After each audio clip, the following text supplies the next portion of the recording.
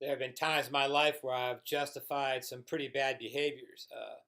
I had justified how I was entitled to such things or to certain things, or because I worked hard enough, or I always paid my bills, or I wasn't hurting anyone, or whatever else excuse I could use to justify to live the way that I thought I wanted to.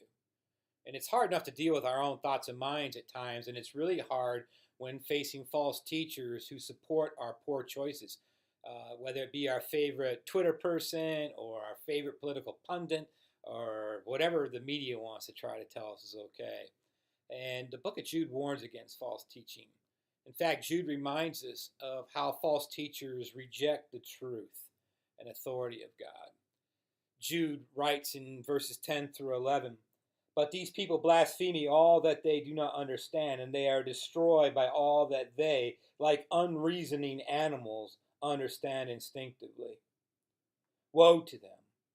For they walked in the way of Cain and abandoned themselves for the sake of gain to Balaam's error, and perished in Korah's rebellion." Jude gives us three Old Testament examples of how false teachers help justify ungodly behavior. First, a reminder of Cain. If you recall, he was jealous of his brother who had offered a more pleasing sacrifice to God. And so Cain kills him. And second, we see how Balaam was willing to curse a whole people group for financial gain. And in Korah, we are reminded of simply of sheer rebellion towards God and deciding for himself exactly who should be in charge. Jealousy, greed, rebellion. These are like tip of the iceberg things we all use to justify our actions. And it's so easy to slip into what man thinks is okay and convince ourselves we're just fine as we reject the authority of God and slip into destructive behaviors.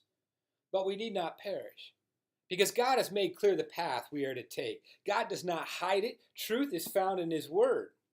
We are made like him, as Jesus prays in John 17:17, "Sanctify them in the truth. Your word is truth." We all need to evaluate whether we are conforming to Christ's likeness as found in the Bible, or are we going the way of the thinking of mankind and in his rebellion. One way is life and peace with God. The other is consequence, destruction, and death. Let us choose wisely. And grace and peace to all of you.